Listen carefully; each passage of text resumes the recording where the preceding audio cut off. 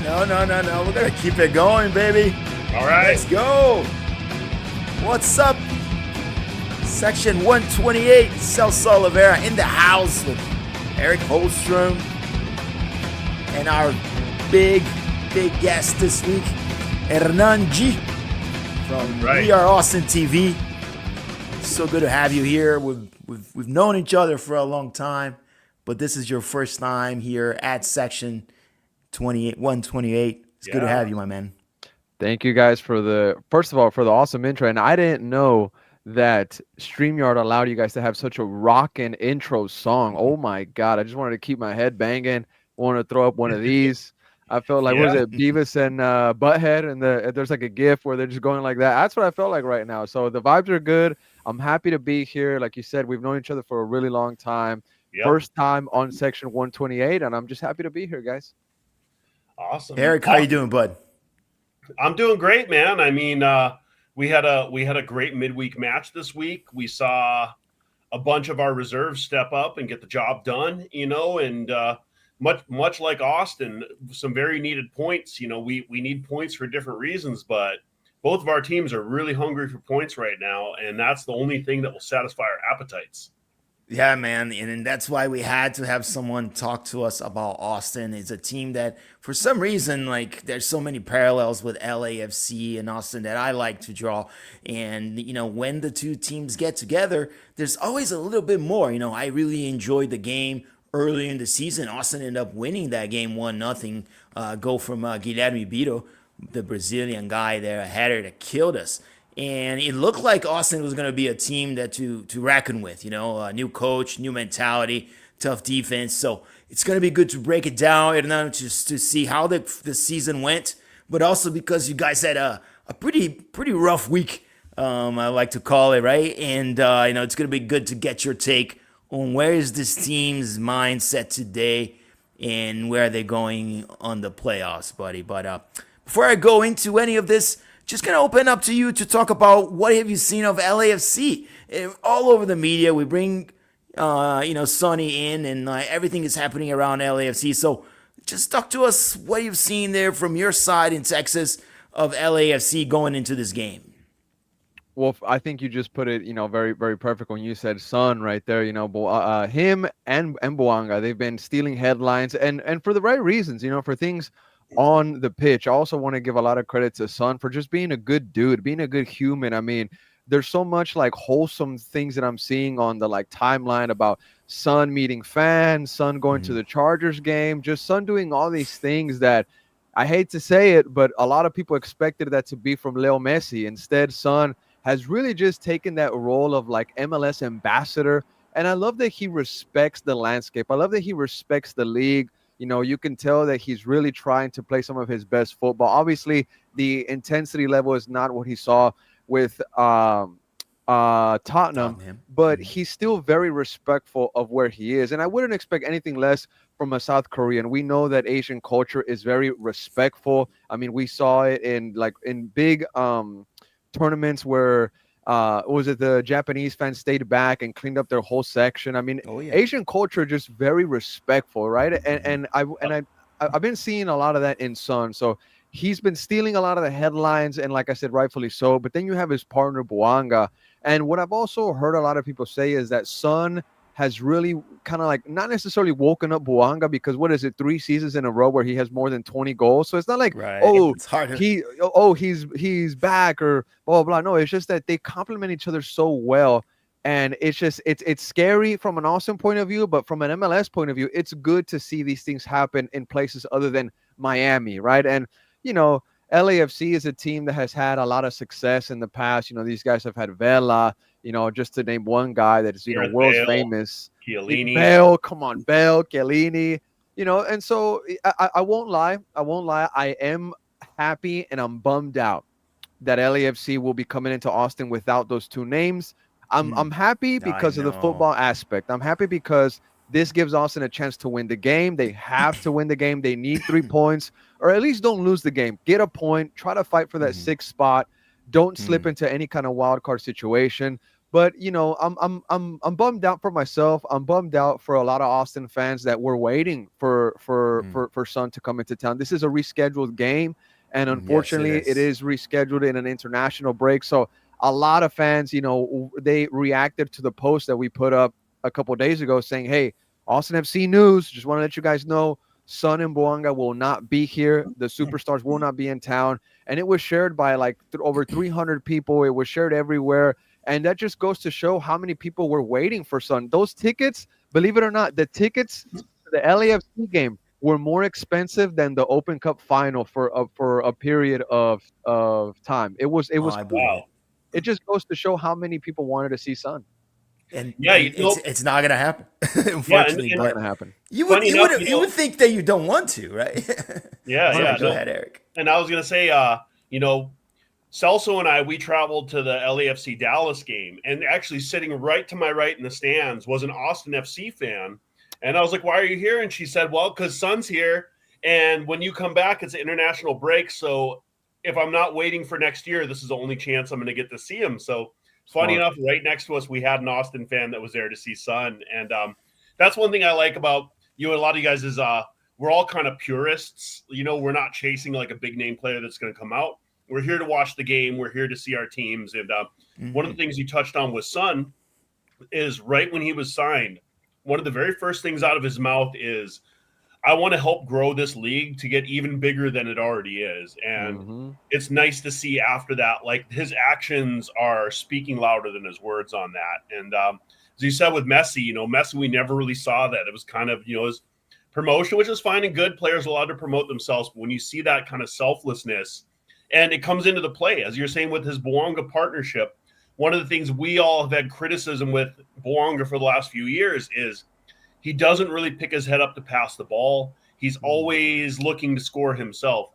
And Son is such an unselfish player that he almost makes everybody else ashamed of themselves if they don't become unselfish as well, because you have a guy with this much class who sets up his teammates, and you're kind of obligated to set up your teammates or else you're just an asshole. So it's a really nice thing to see out of him. And the last thing is I always say, you're one of the first Austin people we really ever hooked up with right when they started.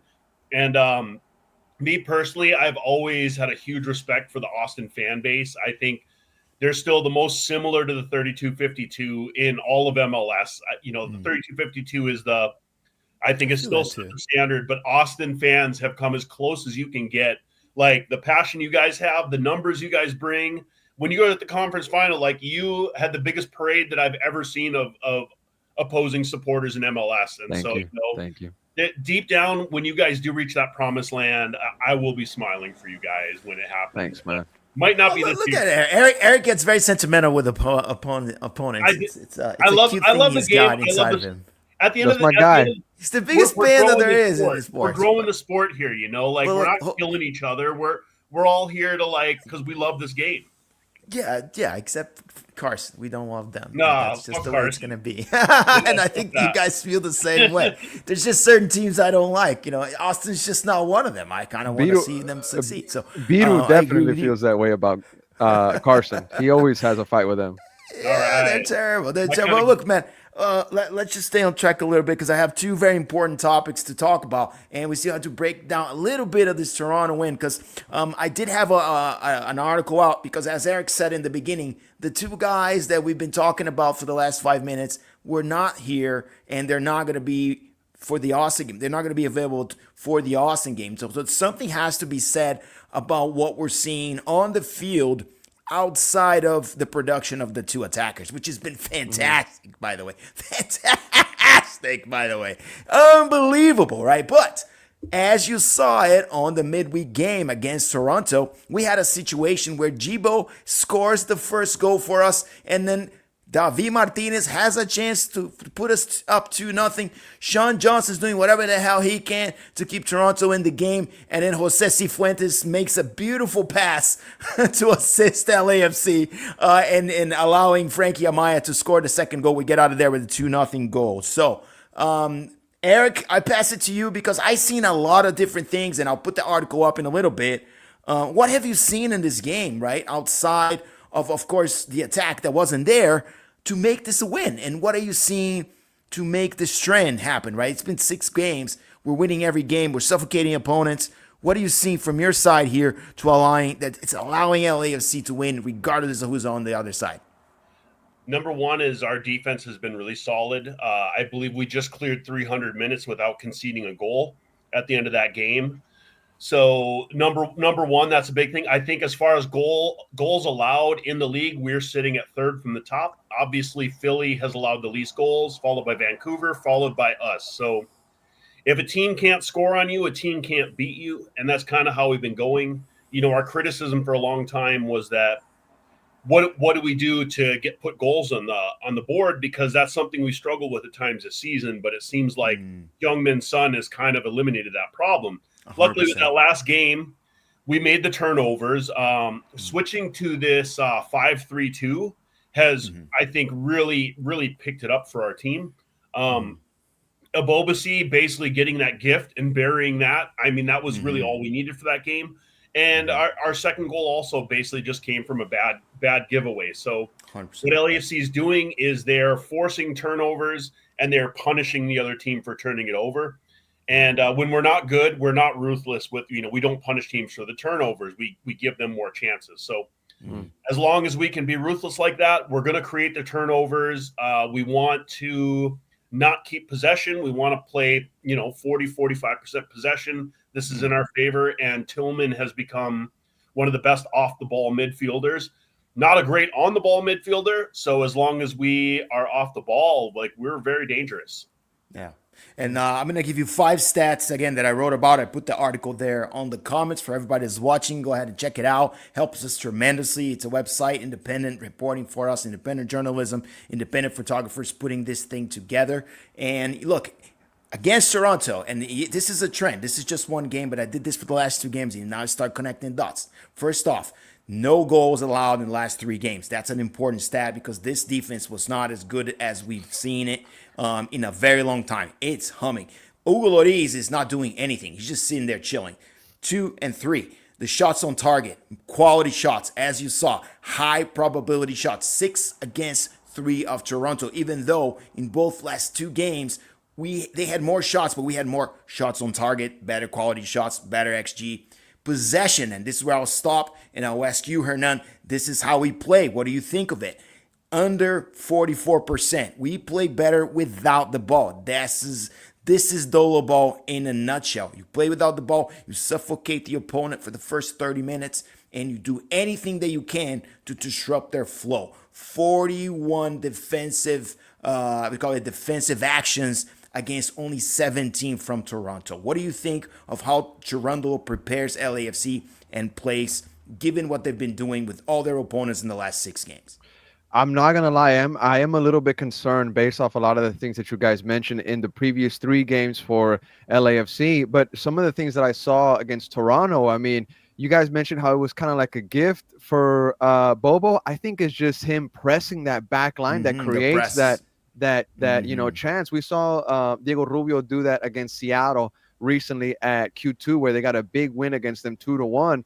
And some of the things that LAFC did to Toronto, I hate to say it, but I see them possibly doing that against Austin FC. Austin is a team that likes to have the ball. Austin is a team that likes to play in the back. They like to build up. Sometimes they've had a back 5, although Coach Nico has opted to go to a back 4, depending on who he likes to, depending on who they are playing that day. I personally believe Austin FC has found more success with that back 5. But the things that I saw from LAFC against Toronto, and a lot of Austin fans were watching that game because it was Wednesday, didn't have much to do, and of course that is the team that you were going to play next, and it's LAFC. There's a lot of players that's not Son, Bouanga that stick out. I want to send a shout out to Delgado. I think he's I wouldn't say he's a phenomenal player. He has phenomenal games. He is a good player. He is a great player, right? Phenomenal, I think of Son. Phenomenal, I think of Dennis. Phenomenal, I think, those top-tier players. And Marky Delgado, I feel like he flies just under the radar where he doesn't get that much attention, but he's important for LAFC. His pass for LAFC's second goal, it didn't really reach where it needed to go, but it contributed. It's all laces, like 100%. It's like pa! it definitely contributed to that mistake, which led to the goal. And Uh-huh. although a lot of Austin FC fans are thinking, oh, well, the two big names aren't going to be here, it's a bit of a scary sight to see that Ibobasi, which, by the way, has had goals against Austin FC before, right? He's no stranger to scoring versus Austin.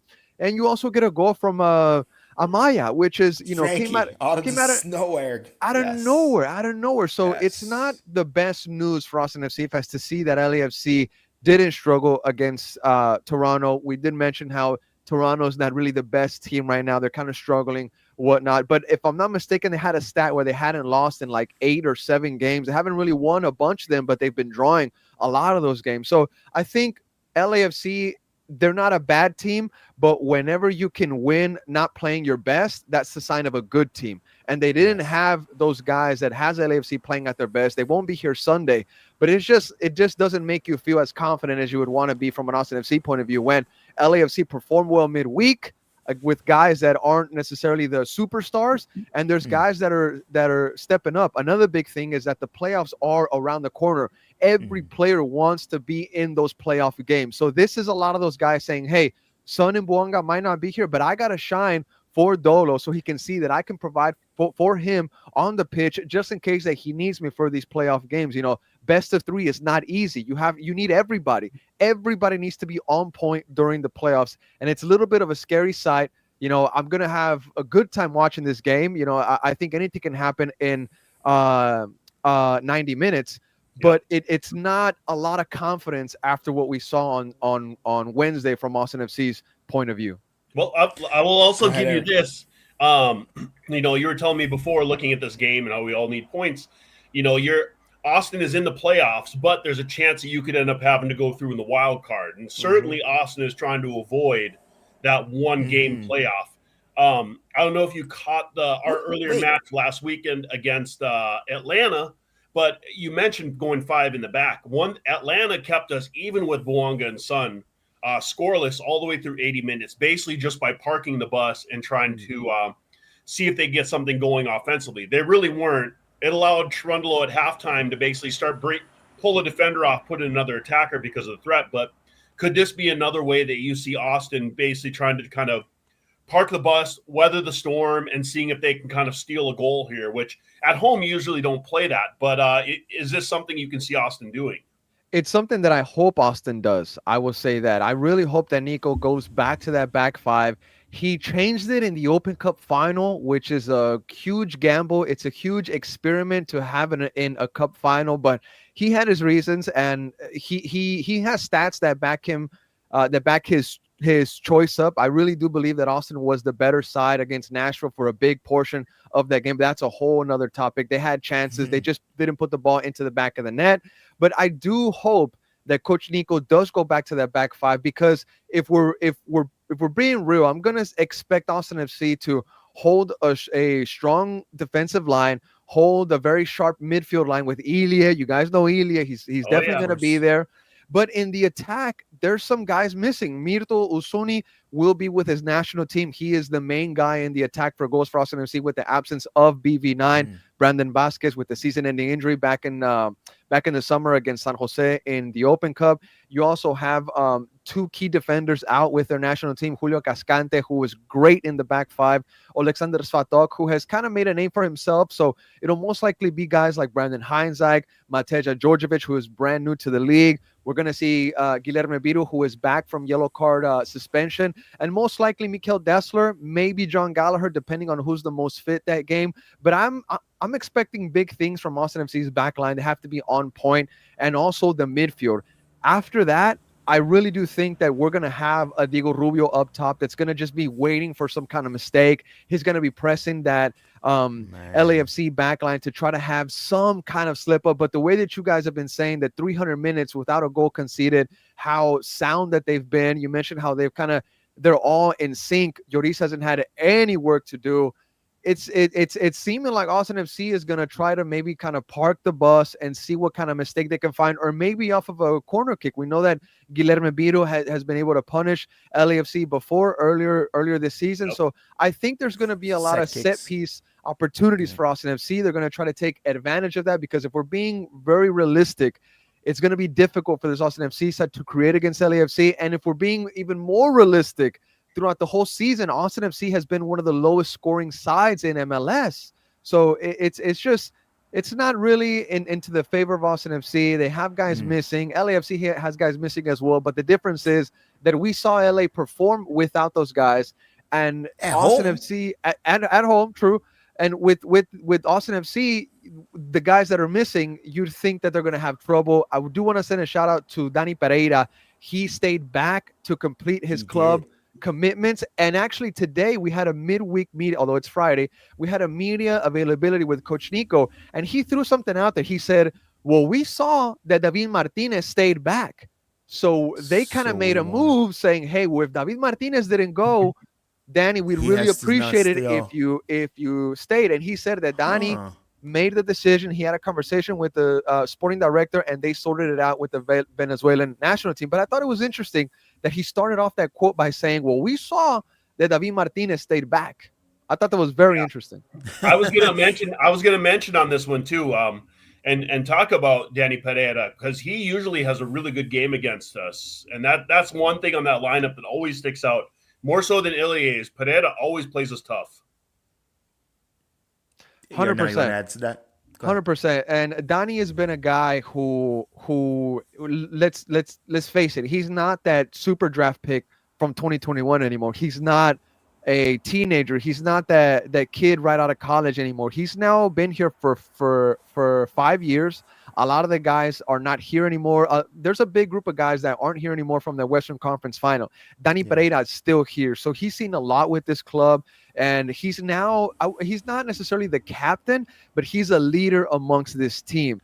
And Danny Pereira probably feels pressure on his shoulders with the current situation that the club is in. I mean, we see the decision to stay back and help this team, kind of fight for that number 6 spot. And I'm expecting big things from Danny. He's not a guy that scores goals, but he's a guy that breaks lines in the midfield. He's a guy that's not afraid to take one or two guys on, and then maybe open up the ball to an Owen Wolf, open up the ball to Rubio. I can't say Mirto because Mirto won't be here, but Danny is very fearless with the ball at his feet, and Austin FC has benefited tremendously from that kid, from that young man. And I'm hoping that against LAFC, and also we have to be real also, that Danny Pereira had a big mistake against Nashville. He had a questionable clearance against St. Louis that led to their second goal. So this decision to stay back from the national team call-up, in some way, shape, or form, it gives me the vibe that, hey, I want to show the fans, I want to show the people that are supporting this team that I know that I messed up, but I'm here to fight for this club. I'm here to fulfill my commitment to the team. And it just gives me a sense of revenge, and I really appreciate that from Danny. He's needed 100%. And he probably wants to play against his comrade David Martinez. I mean, it's going to be a battle of that's young true. Vinotintos. I didn't think about that. Hey, it's La Roja. Both of them plays for La Roja. That's very true. So it would be a little La Roja. Man, but David Martinez is on the shit. I don't know, man. He's on the doghouse with me because he missed a pen. He was very dismissive of that pen. We didn't have a chance to talk about that, so he better redeem himself because the window of opportunity for David Martinez is closing fast at LAFC. Because I think we're all waiting for something to happen, and it's not happening. Before we go back to LAFC, I have a question for you, which is, help us understand what happened this week that led to what I call it, what happened, losing the title at home, right? Must not have been good. And, and I sense that two guys are, I want to say, underperforming, right? The first one is Brad Stuver. Does he have any, I would say, could have been done more as being the goalkeeper? And I think, did he just earn a new contract?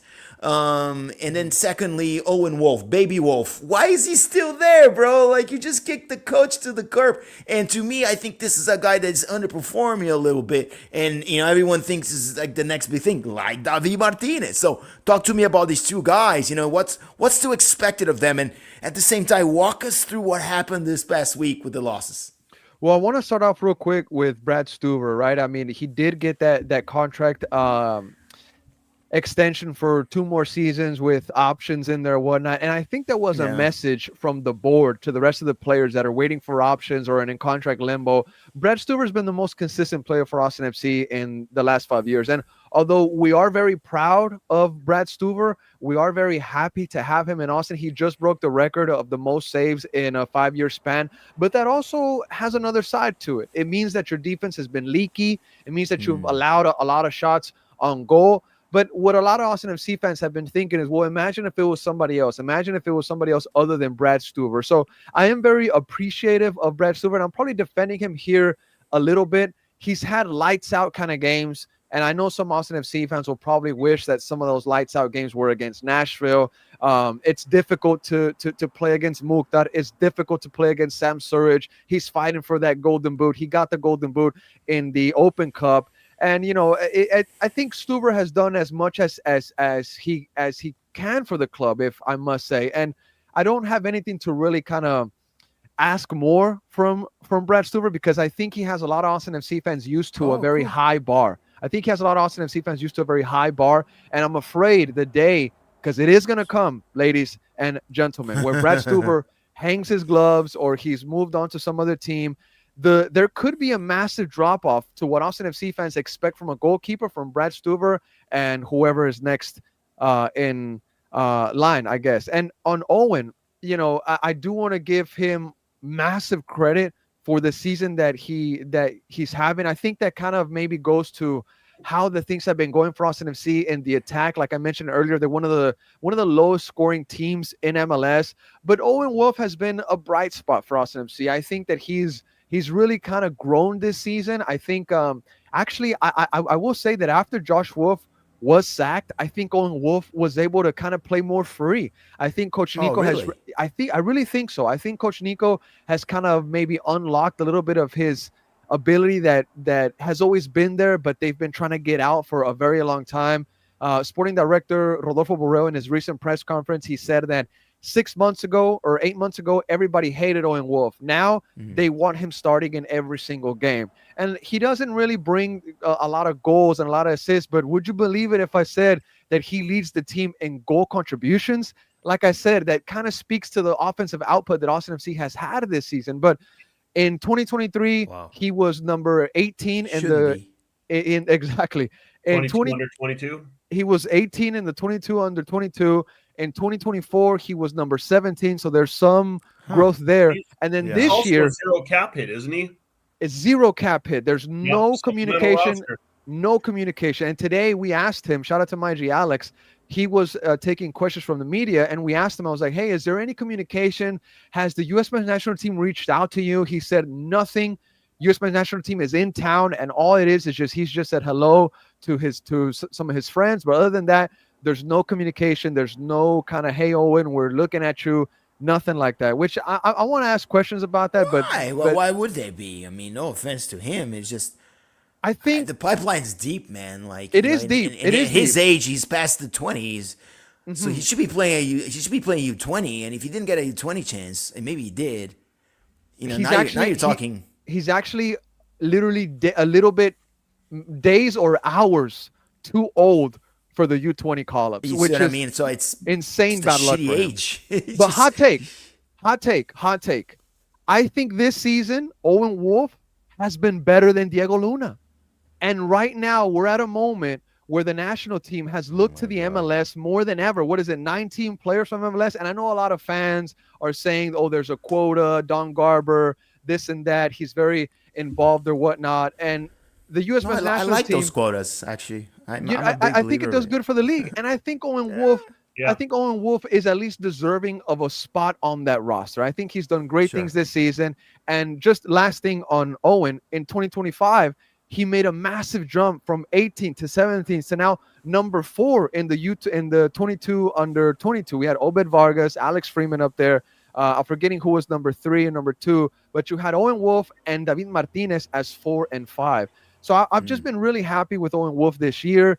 Nothing to really complain from him. I think he's a dog. I think he's a boy amongst men, and he's growing into this role where he's being more vocal. He's turning into more of a leader. And today in press conference, he said that he needs to do more himself to be a vocal leader, not just on the pitch. So I like that from him. I really do like that from him. And I forget what the third question was, mate, about the Open Cup, about kind of what. Oh yeah, I'm happened. just a little bit of like your take on like how. First off, it's I can't even losing titles at home, right? Hurts more than anything, and which gives you an opportunity to talk a little bit about the vibe inside of Q2 on any day. So maybe you can talk about what the final was like, and then the outcome, which was not what you were expecting. Look, man, I was there in Minnesota for the Open Cup semifinal. We're Austin TV was the only Austin media outlet in Minnesota at Allianz Field covering this game. So it was our Super Bowl, if I must say, because we knew that if they lost, that was it. But if they won, the final was going to come to Q2 and we didn't have to travel. So we did everything possible. We used all of our resources. Like you mentioned earlier, mate, independent, right? That's how you guys work. Well, we were very independent in going to this Open Cup semifinal, and we did everything possible to be there.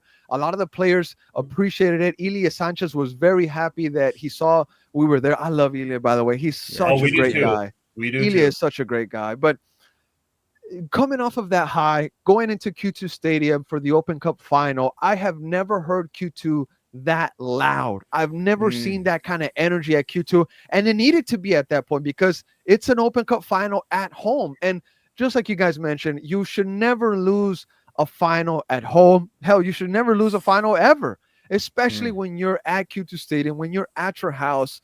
And we got to be honest as well. Nashville is a great side. They know what it is to lose a final already. They lost that 2023 Leagues Cup. And they had a lot of dark arts in this game where they were time wasting. They knew how to work the referee.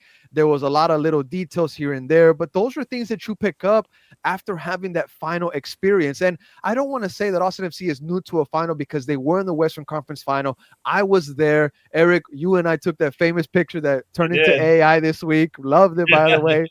But, you know, I was hoping that Austin FC had learned from that experience and brought it into this Open Cup final. It didn't work out in Austin's way, but like I mentioned at the beginning of the stream, Austin FC, in my eyes, guys, they were the better side. They had more shots on target, more possession. And Nashville, they just took advantage of their two chances that they had. Mukhtar had one, and Sam Surridge put away his penalty. Austin FC, Mirto Suni, as much as I love the guy and I respect his commitment to this Austin FC side. He is the most expensive signing in club history at $12.3 million. Release clause paid to Granada. You should be putting away penalties in cup finals 100%. Shit. He missed. He missed a penalty. He missed a Get penalty. rid of his ass. No way. You cannot miss that P. I can't get rid of him. You just can't miss that pen. And like you'll be forever stained. Like there was this player in São Paulo Football Club. I was a very young guy. His name is Palinha. And he missed a penalty in front of another CONMEBOL team. Chilavera was the goalkeeper for Paraguayan legend. And motherfucker just... And I'm like, oh my God. I remember the guy, and I never wanted to see him play for our team again. It's it. That was the day. I severed relationships with that man. We had that with Andre Horta. Like, he gave away a curse to put Carson back into our first derby with them that we ended up losing, and he never saw the field again, nor should he have. Like, becomes a curse. I will say this. I will say this one real quick about Mirto is that I tend to judge players based off their reaction after they had a massive mistake. Usuni, after he missed that penalty, you could tell that he tried to get out of his head as soon as possible. Literally right before the half, Ilya Sanchez assists, plays the ball to his feet. He finishes through the Nashville keeper's legs. The Nashville keeper had a phenomenal game that day. I have to give him credit. But Usuni scored the only Austin FC goal of that cup final night. And I will say that I gave him credit for, stepping back up to the plate and saying, you know what, I missed a penalty, but I can still have an impact on this game. He scored the goal, but unfortunately, Austin FC just fell short. And Bucari missed that day.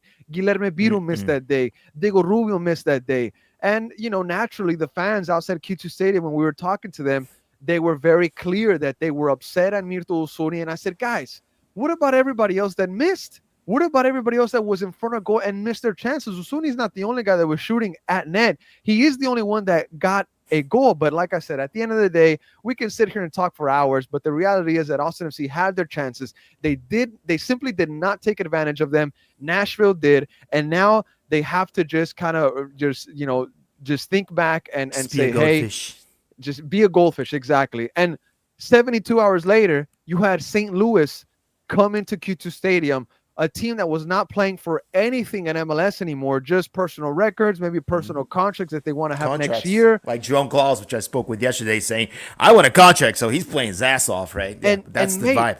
They look like they were the team pushing for playoffs. And a lot of Austin FC fans, I include myself in there, were saying this just isn't good enough. In a moment where you had to dig deep and pull the best out of you to try to give the fans some kind of response, some kind of reaction, it looked like a lot of heads were still down. It looks like a lot of guys were just kind of like, still thinking about it, digesting it.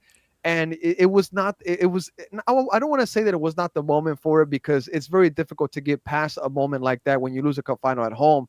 But you had to be like a goldfish. You had to move on. And I hate to say it, but every time Austin FC has played 2 games in 1 week, they struggle. They struggle a lot. And we saw that against St. Louis.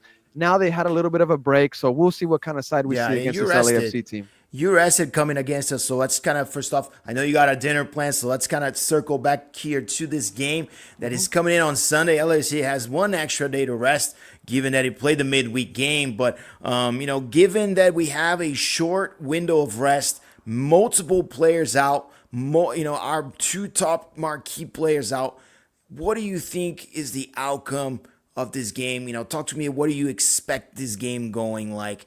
And then Eric, you can go right after him. Well, my heart says on Austin FC win, obviously, but my brain is saying get out of there with the draw if you can.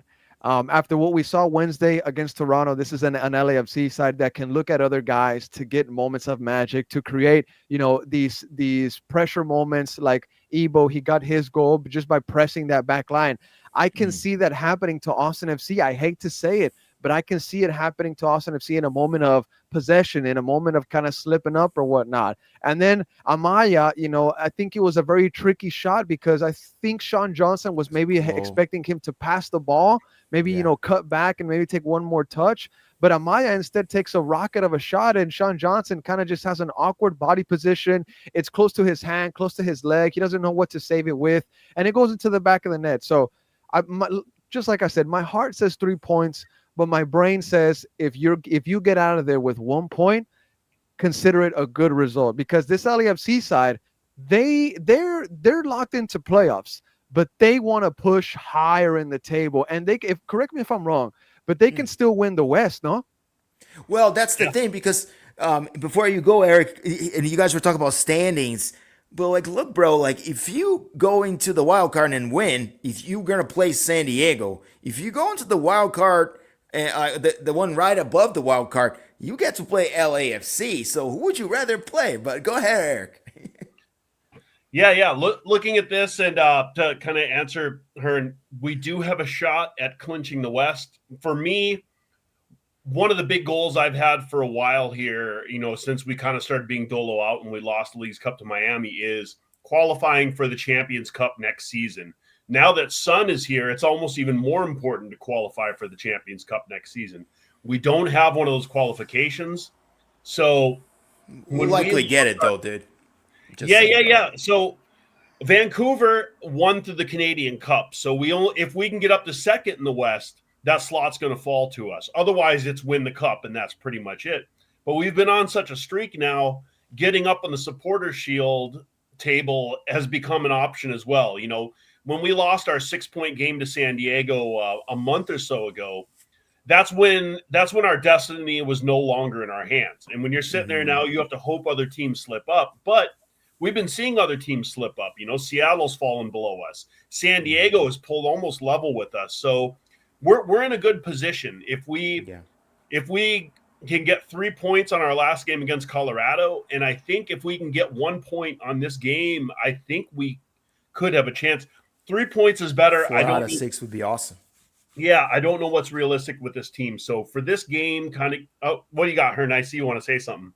I was saying this to the guys because we know that playoffs are, coming up. Austin FC is probably going to only host one home game, right? So we're kind of having to say, okay, well, where do we want to go, right? And we've been to Minnesota, we've gotten the result in the Open Cup semifinal, but I told the guys, I was like, like team wise, I'll take Minnesota because if you know how they drop those graphics, if playoffs start this week, this is who's going to play, blah blah blah.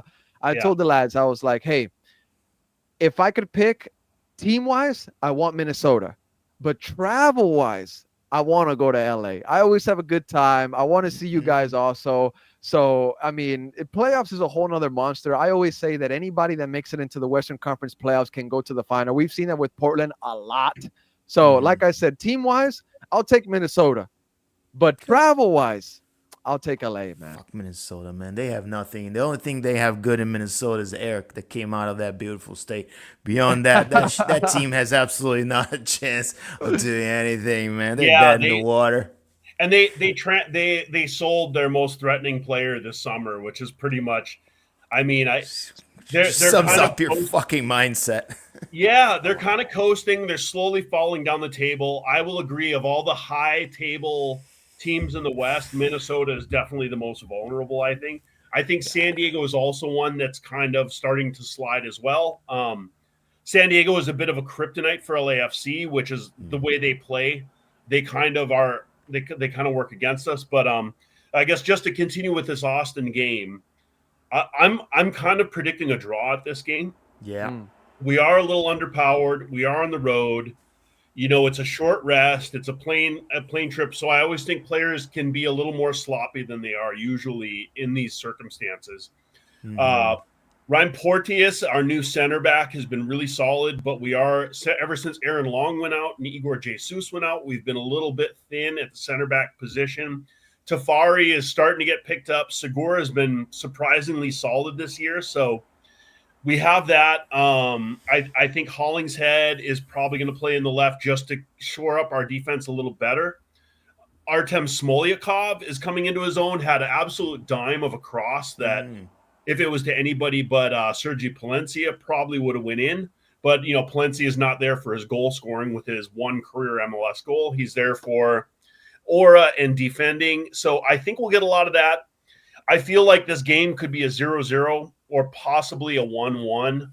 And that's right. I think it's going to be a low-scoring game. So anybody betting the under, I think that's the under's been hot. The under's been hot. And again, I've been writing about betting a little bit, and the under has hit in the last 3 games. And if you've been betting LAFC, you bet wins, you bet under, you're making money. And Eric's been on fire, bro.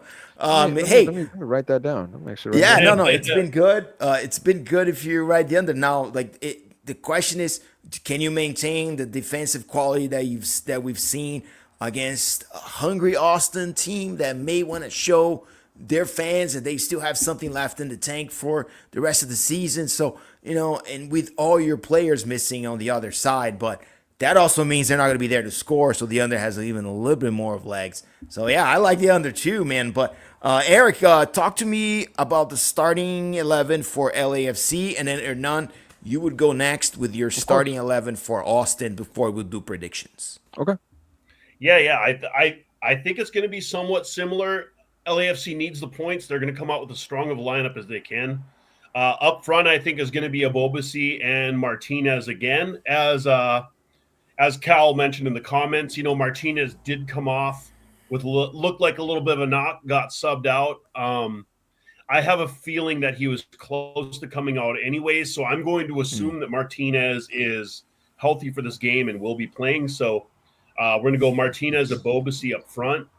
The midfield, I think we are going to see Delgado, Tillman, and Jailson? Do you think Jailson makes a start on this game? Not really, right? Just continuously continue with because Chonier is not going to be in. Amaya came in second half. Jailson came in and started for his first game for LAFC. No, it's going to be Andrew Moran is going to. So Moran is that kind of player that's been playing for us, been excellent.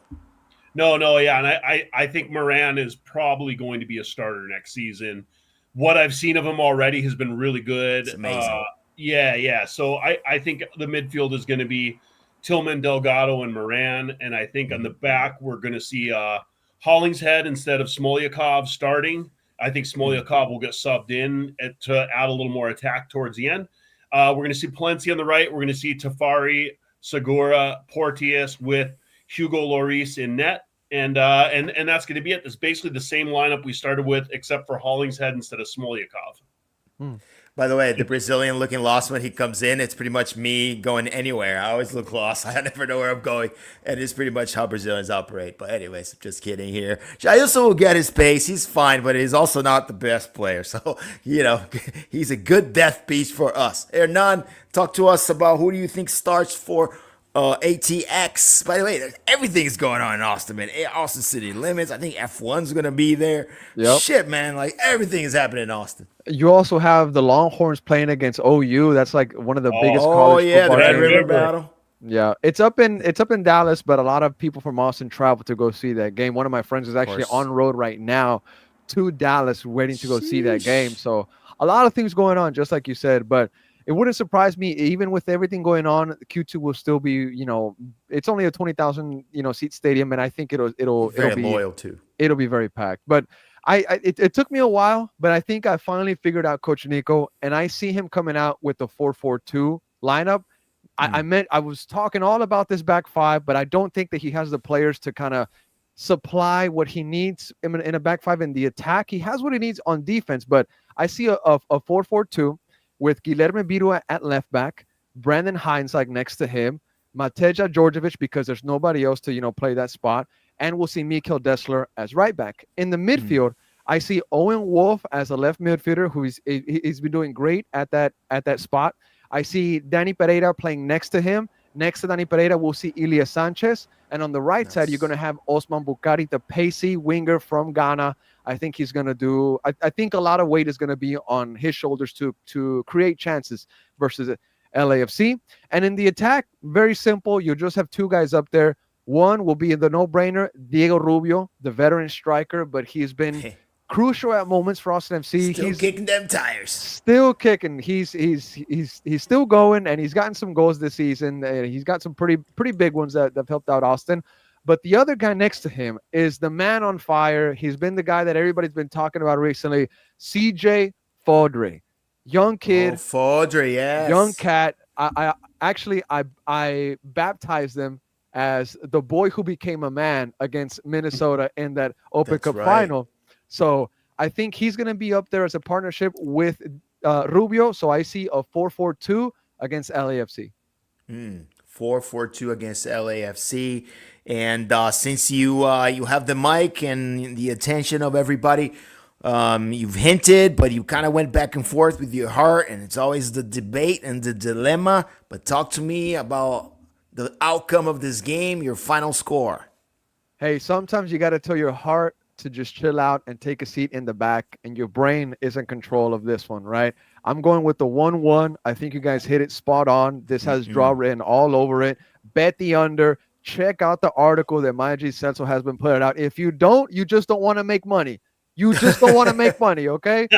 So I see 1-1. Well, Eric's awesome to tail, but 1-1. Don't give me a 0-0 snooze fest. Give me a 1-1 at least for the fans to go home with 2 goals to talk about 1-0 and analyze. Just something like that. I see draw written all over it.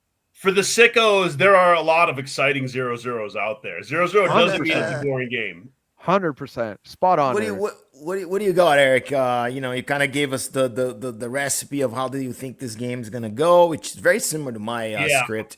What do you think, boss? I'm sticking with a 1-1 draw as well.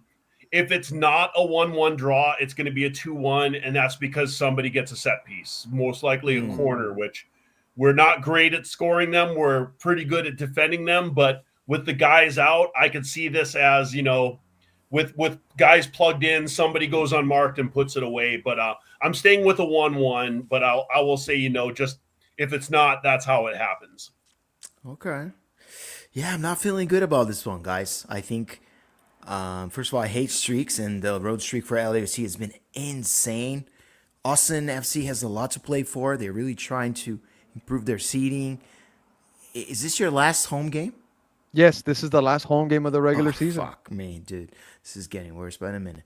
And you want to show that you care and you're there because you may not even have another one if you go into the wild card and you don't host. So there's so much momentum, and at the same time, you can't suppress the absence of two national emblems at this time. At this point, I'm gonna call them like Sonny and Denis.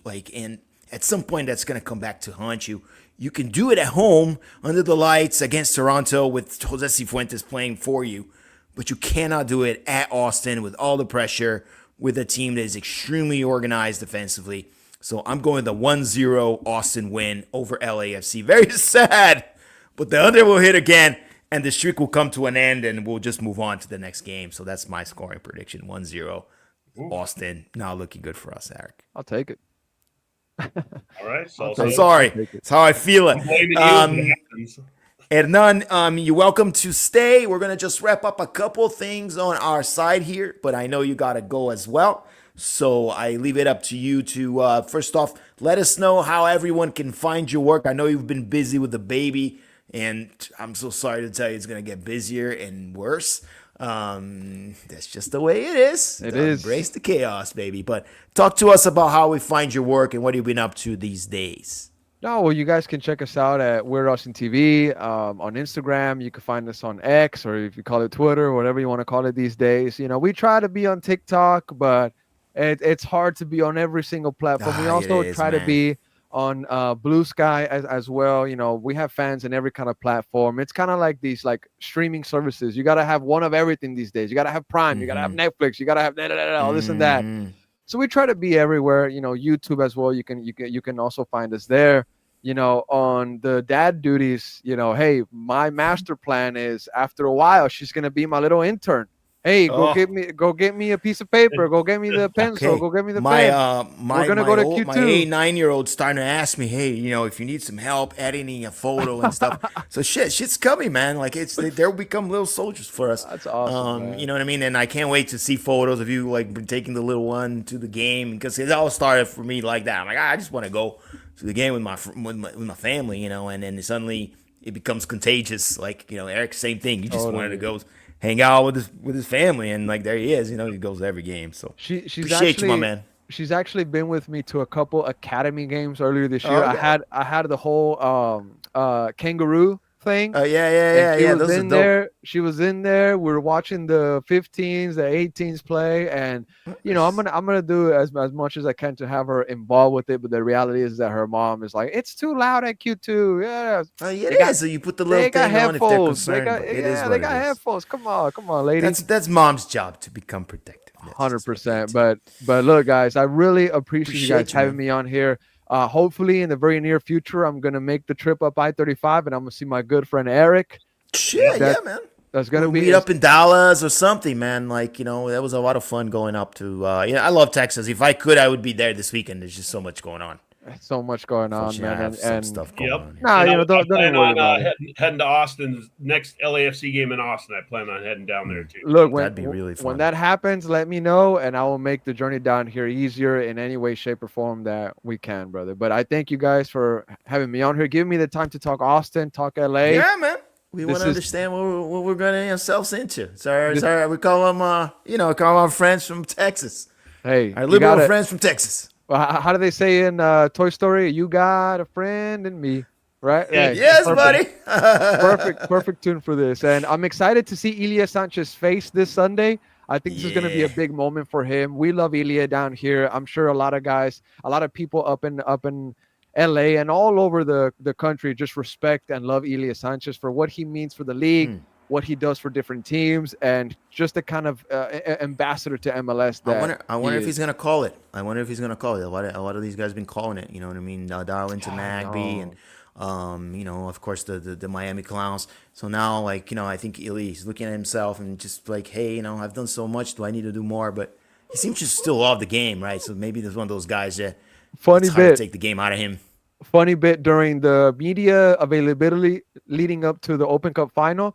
They kept talking to Ilya Sanchez. They kept every question that they asked him. they formed it in a, well, Ilya, you're one of the veterans. Ilya, you're one of the most experienced players. Ilya, you're one of the older Yeah. guys. And at one point he said, you know what? Enough. If somebody calls me a veteran one more time, I'm getting up and I'm leaving this press conference. It was so funny. He didn't mean it in any kind of negative way. Yeah, He yeah. just, He's just he, like, stop saying that. he wanted to break the ice. So you know that it's I got in you. in the back of his head, it's in the back of his Sure. mind. I Yeah. mean, and he did mention when he signed for Austin that Austin would be his last MLS club. Oh shit. Yeah. Does he have an option to next year? Is that player he option sh- or what is it? He should have an option. I think it's club. Mm. And if you're Austin FC, you got to bring him You back. got to bring him back. You Yeah, I got to agree bring with him you. back. Yeah, Which I think it was the issue with LAFC. Go ahead, Eric. No, I have a feeling with LA because they don't really disclose like who is like the union rep, but we're all pretty sure for a couple of years that LA was the players' union rep for LAFC.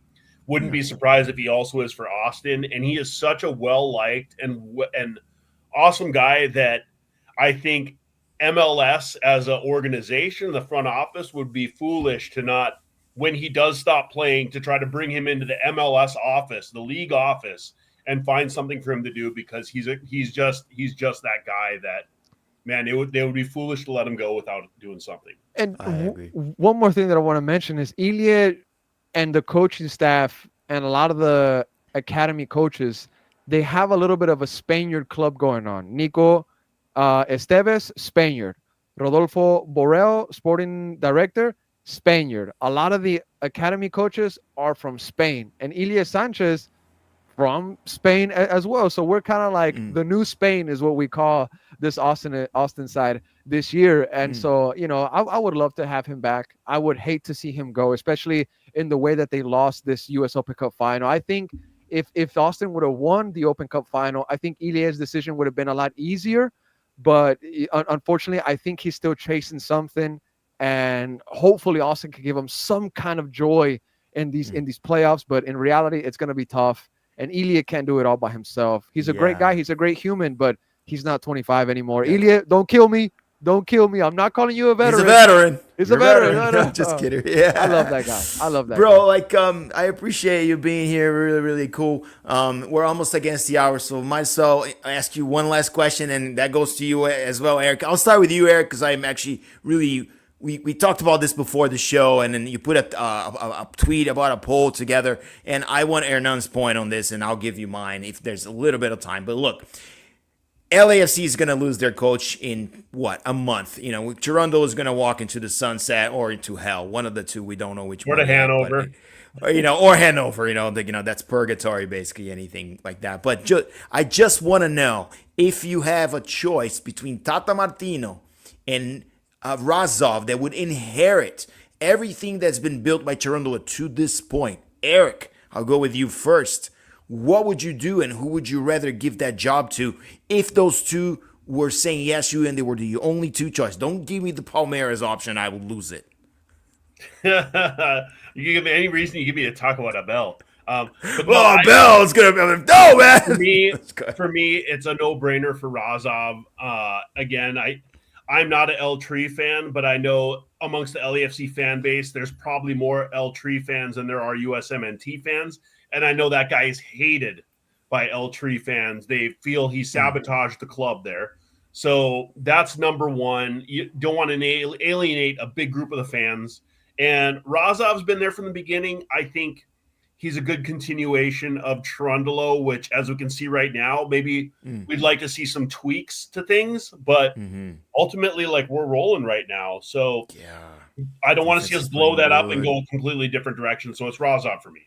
Okay, and then real quick, here you just went through a coaching change, so that's why I think it's so important. Now, Austin, again, gets rid of the U.S. men's national team darling, which we have in Cherundolo, and goes and gets a guy that has a lot of MLS experience. Really goes safe, gets a guy that was coaching in Dallas, kind of understands the state, understands the rules, right? So very, very safe. Doesn't go splashy names, right? So what would you do if you're LAFC? Now, we're a little bit of a different team than you. Maybe we have different needs, right? But you have these two choices. What would you do?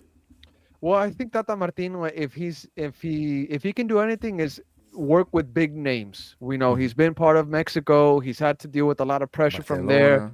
Barcelona, Atlanta. We have to remember what he did with ATL, and it was it 2018 when they won the title Almiron that and year. Yeah, exactly. Joseph and company. Yeah. All those guys, right? And I think LA, I was really against what Cherundolo did at the beginning of the season, where he announced that he was going to leave.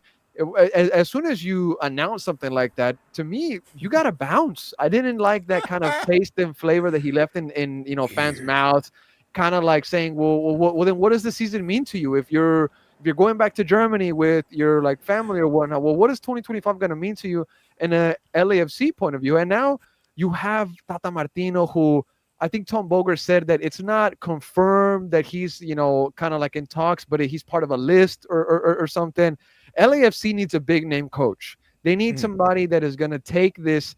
I'm going to say it. LAFC is one of the elite teams in MLS, and I think you need a coach that has won a title in MLS, that knows some of these guys. And I think Tata Martino, he checks a few of those boxes that LAFC probably wants, not needs, right? So I'm very curious to see just what this decision is going to end up like. If I was in John Thornton's shoes, I'd really be looking at Tata. I'd really be looking at him like, hey, you're not my guy, but you're a possibility. I'm going to see what else I can get. Also, by you putting out that in the media that Tata Martino is kind of flirting with LAFC, well, that's going to attract other guys. He's going to say, well, 100%. if Tata Martino is in the run for the LAFC job, I kind of want to throw my head into that, right? And so I think it's kind of, his name is also going to be used as bait a little bit to maybe attract. I don't want to. I'm going to say a bigger fish, or maybe somebody that's more like kind of more of an established winner. But in reality, Tata Martino, he's had success in MLS. He knows what it takes to win the league in MLS, and I don't think that he should be looked at as somebody like. I don't think he should be judged based off his time with Mexico, for him not to coach LAFC. And I will say that LAFC has a huge Mexican fan base, and it's not going to go easy over them because of what happened with Mexico. Eric's got it. There's a bunch of rumors. There's a lot of fan theories that in the World Cup, Tata Martino basically threw the game plan versus Argentina to help them move on to the next round. He is from that country, but I do not see this blowing as over easy with the Mexican fan base that LAFC has. It is enormous. It is immense. And it's going to take something very, very, very special, like 5-game win streak, 10-game win streak, to get the Mexican fan base on board with Tata Martino, because they might forget, but they don't forgive, or they forgive, but they don't forget. I think I might have messed that up. No, you got it. And we're 2 minutes over here. We appreciate you staying with us to talk about this very important topic.